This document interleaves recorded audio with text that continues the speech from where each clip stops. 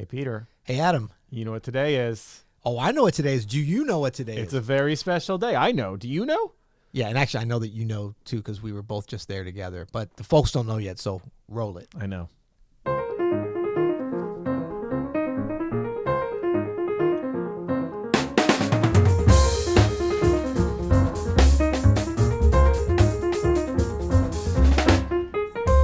I'm Adam Maness. And I'm Peter Martin. And you're listening to the You'll Hear It podcast. And you're listening to the You'll Hear It podcast, Peter. And you're listening to the You'll Hear It podcast, Peter Martin. Oh, I'm sorry. I was music advice coming at you. I'm sorry. I was up in the clouds still. What are you doing up in the clouds, I was up on cloud 9 with my new friend. Oh, that's right. Yes, my new BFF. Do you want to tell the people who our new friend is here on the podcast? Well, it's probably listed on the title and plastered all over this, but we just had the pleasure and the honor of a conversation, an erstwhile interview, if you will, with none other than the fantabulous Mr. Ron Carter. The great Ron Carter. Perhaps the greatest. You know what? Carter. We talk about lionizing and using the word great too much in jazz. No, we just use it too often. This is a time when it is applicable. It totally is. Due to notes played and work done. That's right. Yeah, it was really incredible. I'll set up here how this happened because it's kind of interesting. So we did a podcast episode a few weeks back where award-winning podcast. No one gives us awards, Peter, but self-awarded. Yeah, exactly. No, so it was called 7 Iconic Bass Lines and Why You Should Know Them. It was really a podcast. These are by far the 7 of the most classic iconic bass lines you could think of. 2 of them, of those of 7, were played by Ron Carter. Totally coincidental. This was not a Ron Carter episode. Well, today is, but that was not coincidental. There's 2 because he's that good and he's part of these iconic recordings. Exactly, and he's been at the forefront and just integral to so many different parts of the jazz world and recorded legacy that it would make sense. But it was like if we had been doing this politically correct, it would have been like one per bassist, but that's not what happened. No. And so, we don't really think much about this stuff when we do it. We are deep thinkers. No, but we're not really thinking many people are paying attention. But lo and behold, the very next day, we get a message from Ron Carter himself saying that he wants to talk to us about the episode and about the bass lines. And so we had a really nice Zoom call with Mr. Carter, really long, too. He was so generous with his time. You're talking about bass lines, and we eventually got to his thoughts on bass transcription. Yes. And he pointed us to this book that he just released called Chartography, which is his take on bass transcriptions. He had some... Look at the size of this thing, I know, first man. of all. It's beautiful, actually. Like, you're coming strong when you're coming with like score size here. There better be some good information It's in so it. And good. there is. So we talk about his book. His book is 5 transcriptions of him playing Autumn Leaves from 1963 to 1967 with the Miles Davis Quintet. Ever heard of them? Yeah, and they're beautifully transcribed, and it's not just the transcriptions. We go into what's so cool about this book. Really, everybody should get this. It's really fascinating. Yeah.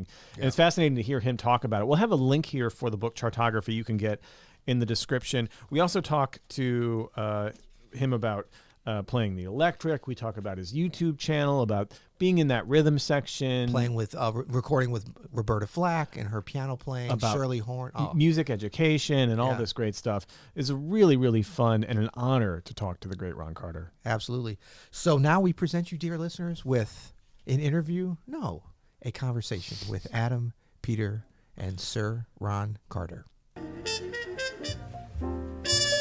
Mr. Carter, thank you so much for being here with us today. So we set this up already. We'll have set this up with a nice pre-recorded intro, but it was pretty amazing for us to hear from you after we did this episode on bass lines.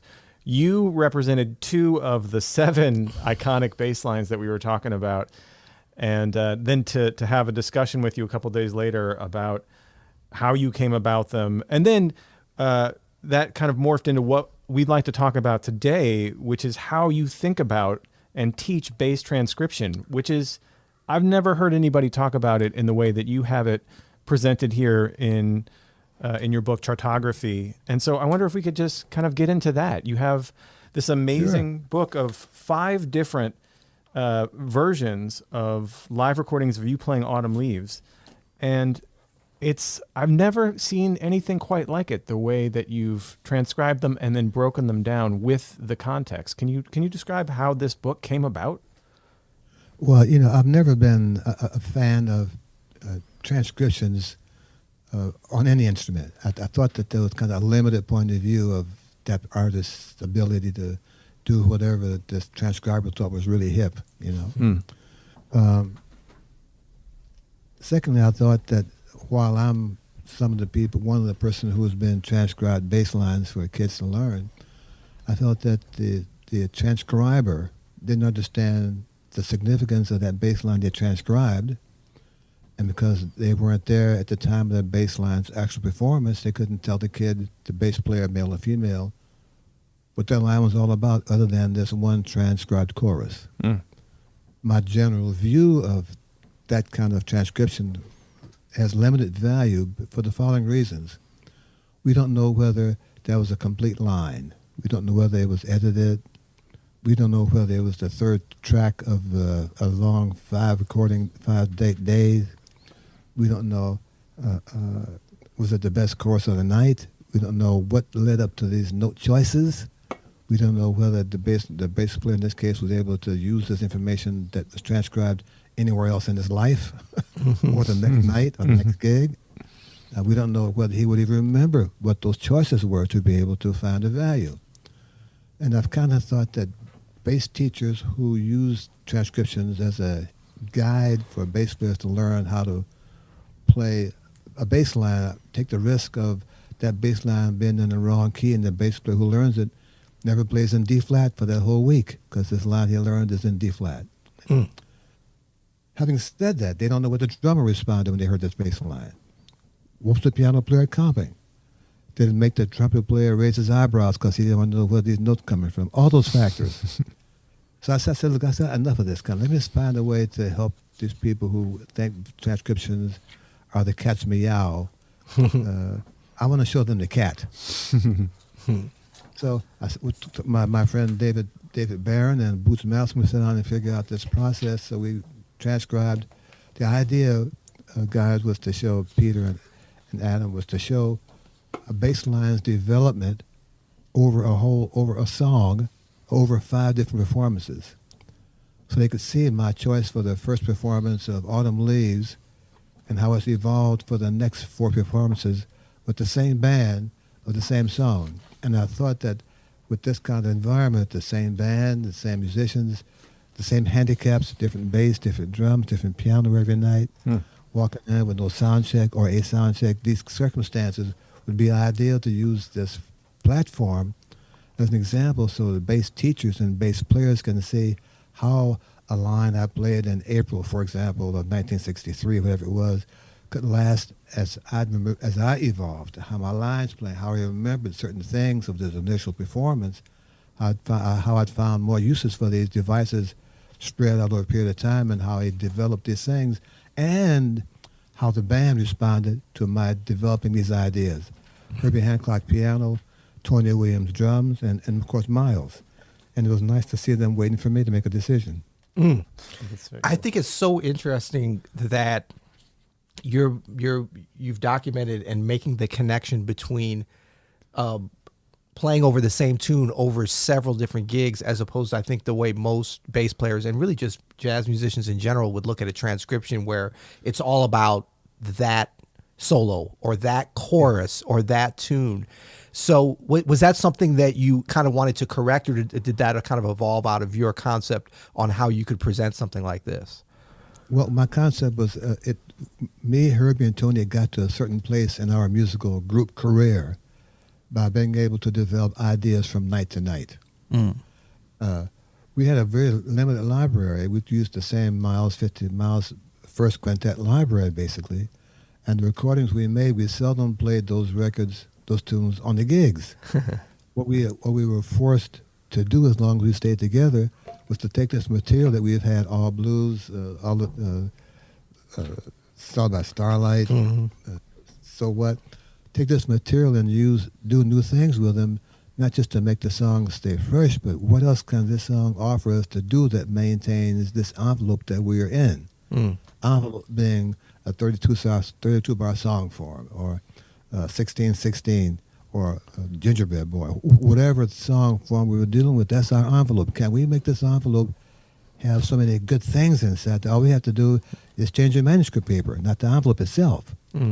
So having felt this way with these three guys who were as curious about harmony and rhythm as I was, and that we understood that we were looking for something valuable to do and not knowing what until we got to the side of the water and took this little tray and started shifting the sand. You had these little things in there called nuggets or new chord progressions would show up and say, hey, man, we got something here. Yeah, but tomorrow night's another night. Let's try it tomorrow. No, right now. Here we go. And so my initiative to do this was to show transcribers that the one course is not enough information for anyone to get better once you understand how to play this note. The other thing, guys, is that bass lines require some skill level. And I think one of my concerns, and I'm maybe stepping on some feet gently, I'm not sure jazz bass teachers show the kids how important skill level is. They will say, transpose this line through the keys. Well, I'm not sure a lot of guys have the skill level, including yours truly, to take a line I played in the key of F and play it in B flat, then E flat, then A flat, then D. I mean, really, you think that's the solution? No, man. The solution is how do you build that line? What's the format? What process? What's the basement, literally, that makes this line work? So the results of those thoughts culminated in this process here, the book that you have on your desk, of how I decided to make transcriptions really do what I thought the student who reads it and the teacher who teaches it would get the maximum idea of how I and the rhythm section, piano and drums, and in this case, trumpet player, allowed themselves to go on my carpet night in and night out with the same changes we started out with and say, what's he got next? I say, well, tonight's a different theory class. Here we go. I mean, it's incredible. And not only do you get to see you playing the same tune with the same band over the course of, I think it's 4 years that these 5 performances take place over, but there's, and we'll have a link, by the way, to Chartography here that you can pick one up for yourself. And I can't recommend it enough. It's really an amazing piece of work here. But one of the coolest parts about it is you have all of these symbols that run through every transcription that kind of tie where you can see where, like, how you are evolving through the band. Yes, These like recurring materials of 3/4 rhythmic ideas where they're pointed out in each transcription, alternate harmony, and you can literally see how you're messing with the harmony as the years pass. Is really very cool. It's almost like an anthropological examination over the time of how this evolved. Too many letters. I was wondering, like you were saying about pianist and drummer and in this case, Herbie and Tony and Miles, how they responded off of, as you say, the carpet that you were laying. I think for bass players digging into this, it may be a little bit more obvious, like what you can get out of these transcriptions, because just learning them, playing them, listening to them in context. And this is so cool how you have the QR code to be able to, which kind of pushes you right from the page directly to the context of in several cases, video performances, which is super exciting. Yeah, Peter got jealous when he saw that QR I was like, what? I was like, I always hated QR codes because they usually lead to some stupid coupon, but this is a hip QR code. He was like, why didn't we think of that? Yeah. But I was just wondering, like, what do you recommend, say, for a pianist to be able to, learn from this and to be able to understand how to interact with bass players, how to take a creative bass player's ideas and lay something on top of that? How would they approach this? I think the first thing you have to do is know what Autumn Leaves sounds like without our alterations. That's why the first page of where you find the chart, the key.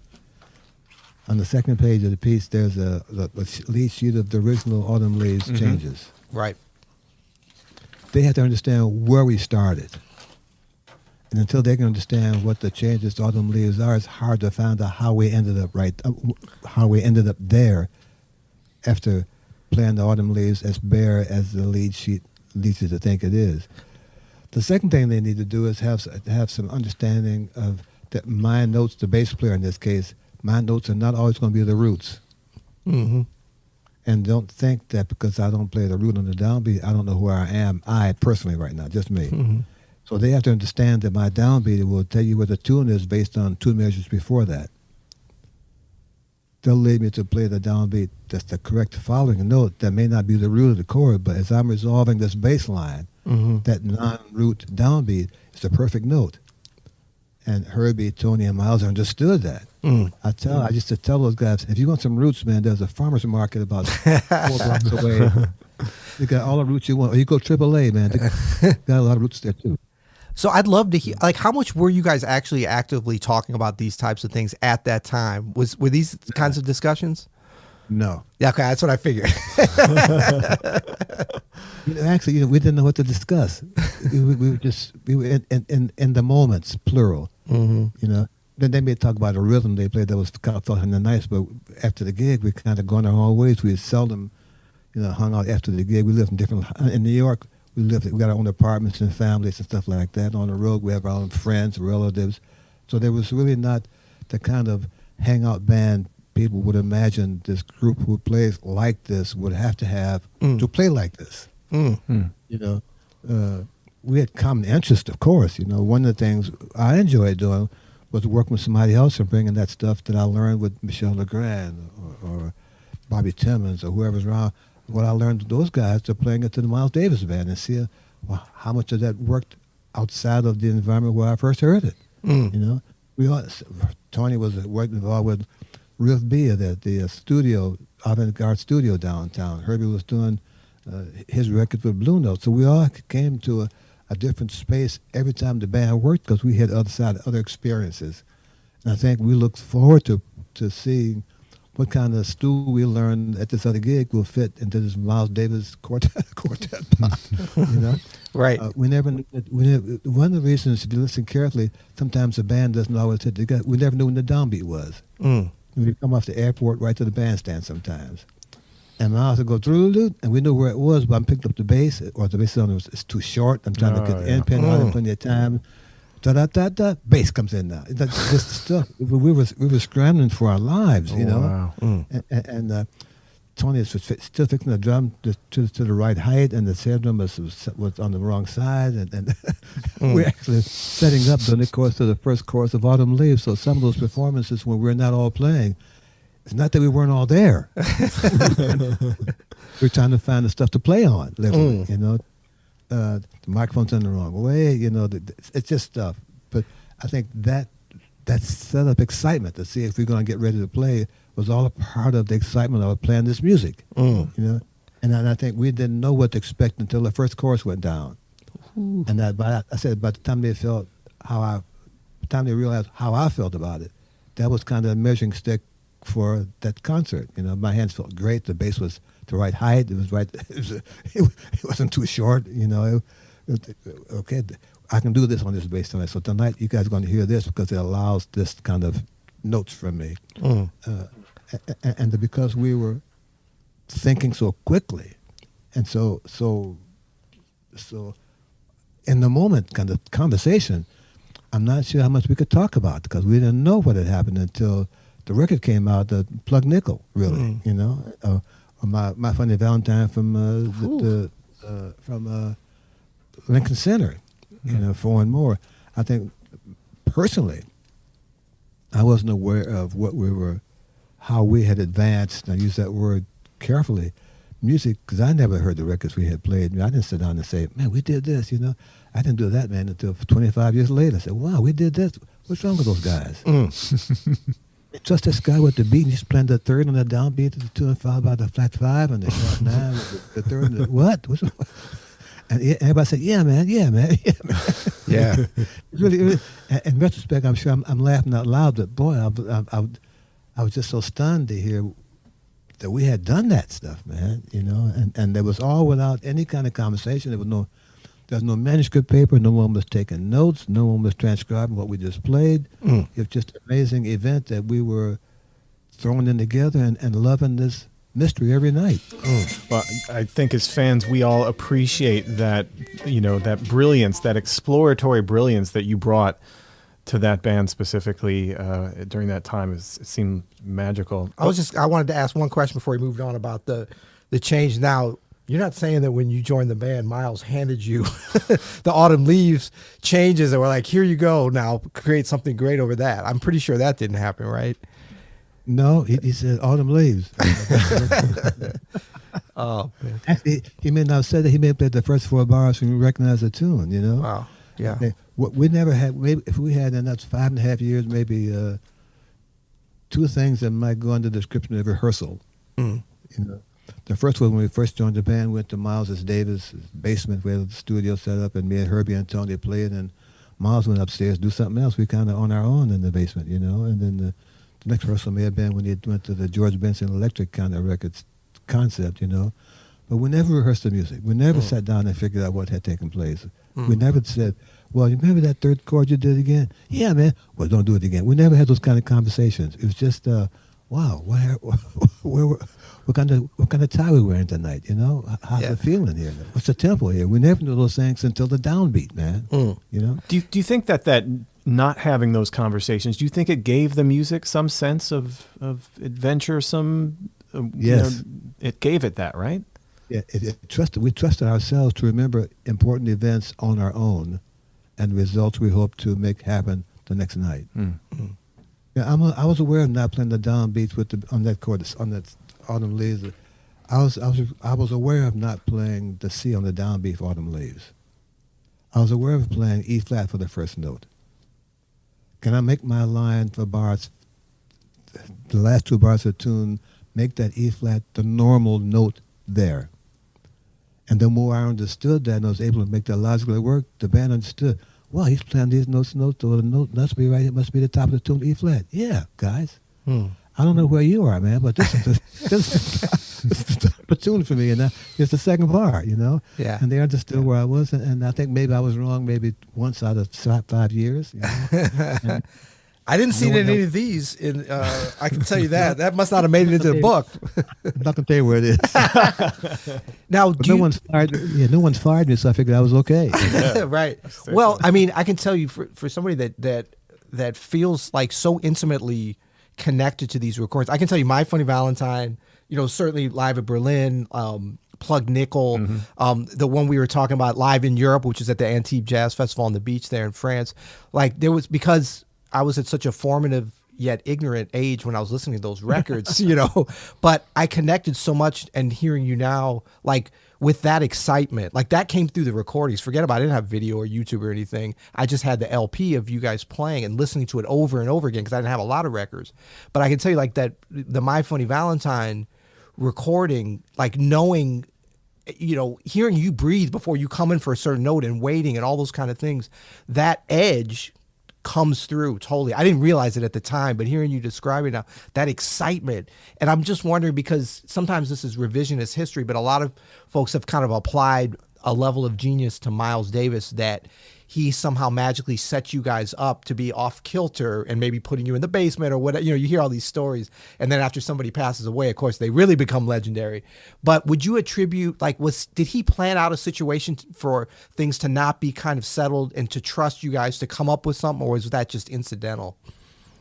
I think I think my story on part of that is people ask me that Miles talked to me about playing, you know, and I say, well, one night we were doing a concert somewhere and the song was Autumn Leaves, you know, and I'm playing what I think I hear is going to work, and Miles plays the first solo, of course, and after his solo, he walks backstage and listens to the band, you know.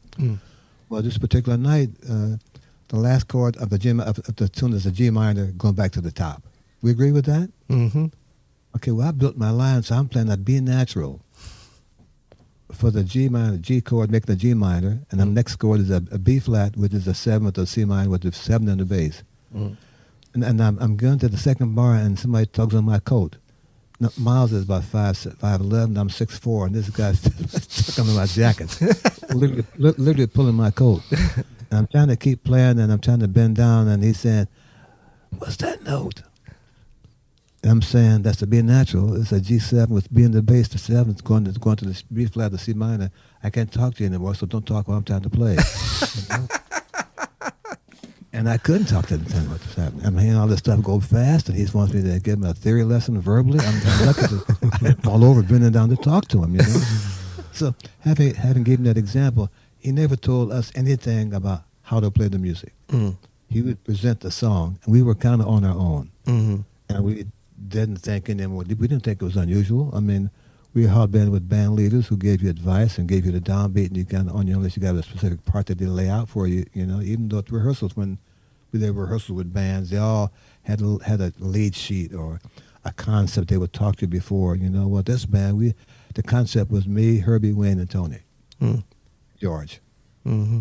Miles was the band. He would say 2, 3, 4, da da da da. We're off to the races. Awesome. And we won every race. We won right. every race. So we as we were setting up here, we were listening to some Gil Scott-Heron, some Freddie Hubbard, and I wanted to ask you about the electric. I think I know what the answer would be, but what is it is there anything that changes? You're as accomplished on the electric bass as you are on the acoustic. What changes in your mind when you switch that instrument, if anything? The sound. It doesn't have the force of an upright note. That's the kind of a question I'm asked often, and I don't hate to beat this answer, but when I finish playing with a guy, I want him to feel the tire marks on his back. And with upright, I can really do that. Upright, I miss that impactfulness of what I think the jazz bass line needs to have. And that's Bob Crenshaw played it great. Mark Montgomery, there are guys who really played electric bass lines. I just miss the power of being able to have a guy walk after bands and see those tire tracks up a B flat 7 up his back. I like that kind of band. I mean, I'm thinking about That's not the answer I was expecting, by the way, but it's way better. Yeah, that's great. I mean, I'm just thinking now, like Trying Times with Roberta Flack. If that had been on electric, I mean, I'm not saying that you left anything on her back or anything, the tire track, but I'm saying it would have been very different, right? Yeah. I mean, compared to what? That's strictly an upright kind of sound. Mm-hmm. You know, I play with Shirley horns. That requires a certain kind of sound for that kind of voice harmony. For me, right? You know, her electric bass player Charles. I mean, he was a wonderful player. And I loved hearing him play. Yep. I just thought that upright sound for what I'm looking for to play with groups who trust my judgment, my note choices, and my presence, that what I can leave with them on upright bass is something that I can stand back by and say I did the best I could, and that there you have it. Were there ever situations where you were really hearing it on acoustic and the band leader or recording where it's like, nah, this is going to be electric, or was that generally left into your hands? Left into my hands. I mean, they trusted my judgment, and those people who called me for their projects with the understanding that I could be of some kind of input, they kind of trusted my judgment when I walk in with the upright, you know, and because I would bring my sound to the record day, to the studio, and I had talked to enough engineers who knew how best to get my sound from the bass on the disc. With a consistency that I was happy with. It was difficult for the guys who thought maybe electric is a better instrument. They would change their view because of the presence of the upright sound. Yeah, and I mean, you know, I know a lot of bass players geek out and talk about, you know, different recordings, different lines that you've done in all the different genres and electric, acoustic. But I would just recommend any bass players that are listening, one lens to look at this is the Autumn Leaves live versions, with, of course, Miles Davis Quintet, and then that Roberta Flack Trying Times, because I think it's such a great kind of antidote. I mean, they're both just Ron Carter, undeniable. You can hear that, but this, it's to me, and please correct me if I'm wrong, because I wasn't at either one, nor was I playing. I'm like a fan. I'm like the fan in the audience saying, "Look, that's what's happened. If I was there, that's what I would have done." But I mean, I think that it's like, you know, beyond laying the bass, but just this very complimentary duet that you did with Roberta Flack with that line. I think that really needs to be up there as one of the iconic Ron Carter bass lines. Well, you know, she was such a fantastic piano player. Absolutely. And I mean, she knew what sounds she needed, and she knew what chord voicings would best fit her range and the lyric. Yes. And my job was find a space between her clear talents to have one note to be the glue of tying all that stuff together, the good keyboard voicing and her lyrics. Mm. And she trusted my placement of my notes, that she would be amazed that I found the right space to make her lyric do something that the wrong note in the wrong time would not allow. Mm. You know, and my job, guys, is to play what I think the band leader wants to need to make him or her comfortable, not with me being there, but with my note choices and with the sound I bring to their voice in her case. She has a great voice, man. Oh, incredible. And she gets a wonderful sound like Blossom Dairy. To get a completely different voice, but her voice, her piano skills are just Carmen McRae, man. Her piano skills Yes. allow a bass player to be a bass player for an ensemble, not necessarily for a singer.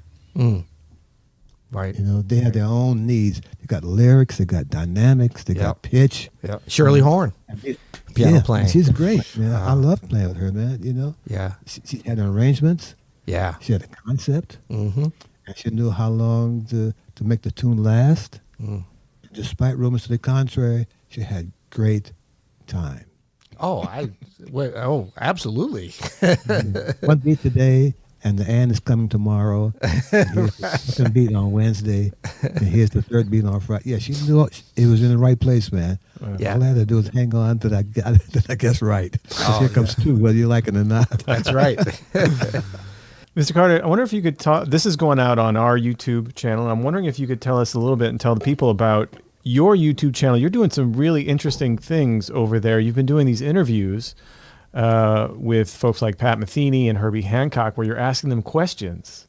Yeah, you know, I've been curious about people who are really, really my dear friends, who will answer a question that I asked them because of our friendship, you know? And so I posed 4 questions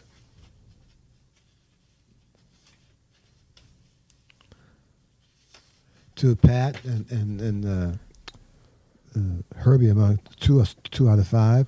The first thing I asked them, man, is what is the first thing you do when you can go back to your gig? You've been off for, in my case, almost 15 months. I know what I want to do, but what about you? You're active. You got a long-lived career. You're a fantastic player. You got family. You haven't played in almost 15 weeks, sucker. What are you going to do when you get back to work? Right. You know? And they told me, you know. I love how Herbie kind of started, like, I think he thought you meant, like, what are you going to do on that day? He's like, well, I'm going to chant first. I think you were asking about, like, on the gig, actually, right? Yeah. When we get a downbeat, what do you expect to hear? You know? And when you don't hear it, what's going to be your response? Are you going to get mad at you for giving the wrong tempo or not the right choice? Stuff that band leaders are responsible for, you know?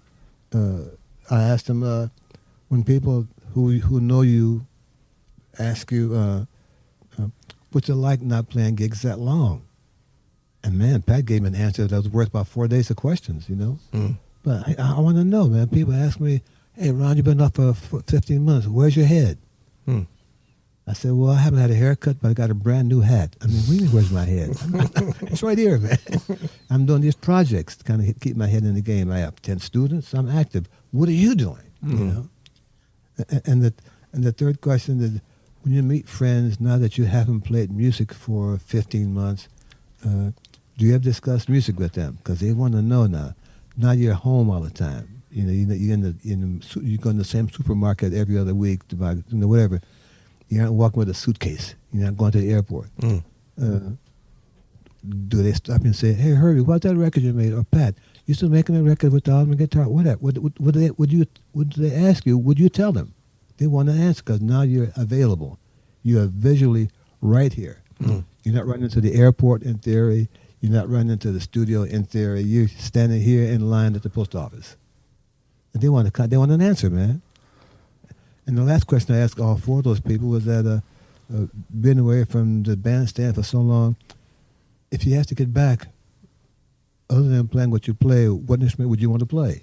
And they all had a series of questions of answers that no one would ask them because then no one, I guess, people we know, they don't think of Herbie other than being a piano player. Right. Or Pat being a guitar. Well, okay, guys, we're past that stage now. Just me and you. What instrument do you want to play, or would you want to play with your first getting back on the bandstand? You know, what's your preference? You know, and as you know, the answers were quite good. You know, and I think one of the reasons they answer these questions is that they were asked from a person who understood the question. I knew what I was asking them. And because I knew what I was asking, I got a pretty straightforward answer and a complete answer. Not, gee, man, I don't know. Next. Right. I think what's so compelling about this too is it's universal for all musicians right now. Like, we're all going through it, whether you're Pat Metheny or you're playing in the cocktail lounge down at the hotel. You've been out of work for 15 months. You haven't been performing in the way that you're used to, a lot of us, since we're children, you know? So it's while we're getting these great and interesting answers, it's a very like universal feeling about, we talk about it all the time, Peter, between us. Yeah. You know? One of the things that was difficult for me was not making decisions for 15 months. You know, as a band leader, you decide everything. You decide everything from the size of the marquee to the size of the band, to the length of the solos, to who takes the solo, to what key we're playing in, to the order, to behind the topic. All that stuff goes all on you. And for 15 months or more, I haven't had to worry about anything but taking the garbage out on time, and the grocery store open, and the laundry. And then that's pretty simple, given the responsibility that leaders, in my mind's eye, have to be on a constant basis. When you go to Europe, man, you got to worry about the plane, the hotel reservation, you know, the pickup, the tech guy, man, the hall sound, the advertising, all those things on your shoulders. Right now, just worry about the newspaper. Is the paper here yet? And, what's on the menu at the restaurant? Yeah. That's all I worry. Yeah. And it's really unusual to have that freedom of mind and not know what to do with it. So I found things to do. With this project and you guys on your desk, you know, I've written a couple of books. I'm teaching 10 students, and I'm learning how to practice. Although I'm practicing more every day. I practiced like 10 minutes more yesterday than the day before. You know, so I'm working it out. But those questions I ask those people who I've been able to reach so far are the kind of questions that no one has put to them, that they respond to an answer to a guy who knows what the question is. Well, I got to cross out. I was going to ask you, you were talking about good questions. I was going to ask you what was apparently a dumb question that you just answered, which is, how do you stay a virtuoso like you for so long? But you just said you kept practicing, and you're practicing 10 minutes more per day. So I guess that's probably the answer, right? Yeah. Well, I got some little luck along that. I toss a coin, and they said, okay, heads, 10 minutes more, tails tomorrow. Okay, so right now, the heads keep winning. Oh, that's great. Well, I can speak for everybody when we're very appreciative of the work you've put in, especially for Chartography. And yes. Again, we'll link to this. We'll also link to Ron Carter's YouTube channel so you can see these interviews for yourself, folks. Yeah, because I always want to say, like, if you folks that find Adam and I mildly amusing talking about great bass lines, It seems that's how ridiculous. this really came about. Because you remember, Peter, don't frame it like that. That's ridiculous. No, I mean, to actually hear the person who's a master talking about the bass lines, this is way better. And that's how I was able to get Mr. Carter, as you remember when we talked, to come on. I said, look, we're talking about the bass lines. That's not even the appetizer. You know, let's talk about the real thing. That's the amuse-bouche. Yeah. Yeah. Well, it's good to meet you guys live, and that site that you had is really an impressive one. And I just thought I wanted to two things. Help you from one of the examples you used, how it got there, and that you know that some people other than bass players understand how important the bass line is and what it does. You know, I play with Lenny White as often as I can. Oh, yeah. And I'll do a solo piece when I'm with him, and during this solo, I'll play 4 or 5 notes of a certain bass line that he cracks up because he knows what song that belongs to, you know. And that's kind of our internal game we play. And it's interesting how many bass lines that the jazz community don't realize mean that here comes a melody because the bass player played this order of notes. And it's nice that you guys would understand that and make a whole program and make an issue of these lines that are so important to the melody that's up and coming based on this specific bass line. Right. You guys. Oh, no. But it is so cool too. That's why we were a little like, that episode was for, it wasn't really for bass players because we were afraid to go that, far over. So when we heard from you, it was like, oh my God, not only like we thought we were going to hear from some of these punk bass players out here. They're like, why didn't you choose this? Why didn't you choose this? And I was like, Mr. Ron Carter. Okay, well, let's think about this. One thing I just wanted to throw out there too that I thought was super cool about, and again, I mean, it's both because I'm so connected with the music that you've played forever, but especially during that period that this Autumn Leaves transcription actually coincidentally covers. I mean, just so much impact on me. And I would just say that like our generation coming up fully understands this is probably some of the most influential rhythm section playing of all time. But now with the younger musicians, they know about it, but they don't really know about it. And I feel like that's partly our fault in our generation. We got to keep talking about and exposing, because I think there's an assumption sometimes like, oh, all this stuff's on the internet, but a lot of young folks are lost. There's so much stuff. Like I had the advantage. My dad had My Funny Valentine. That was one of like 5 Miles Davis records he had. So I was like, when I got into jazz, I'm like, oh, I'll check this out. Then I'm like, whoa. And there wasn't a lot of other places to get lost online.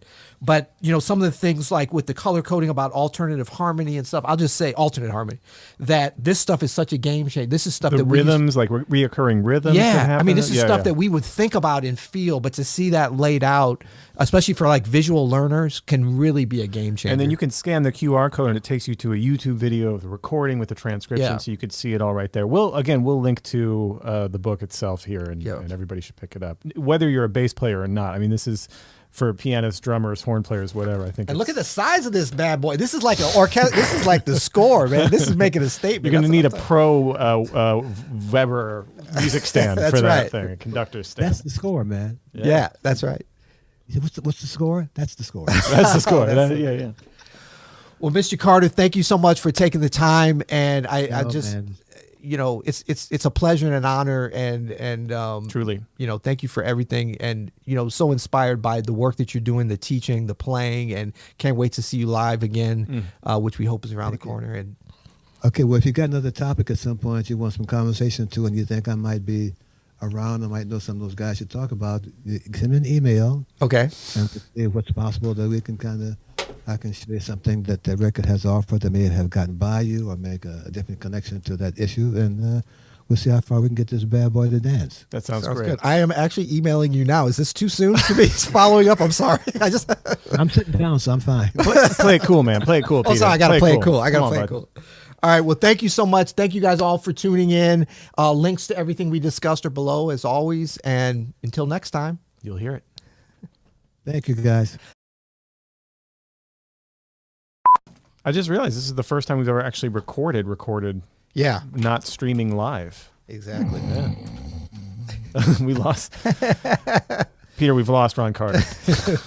We had him. We had him for a second on the show, and now he's gone forever. Okay, I think we're ready.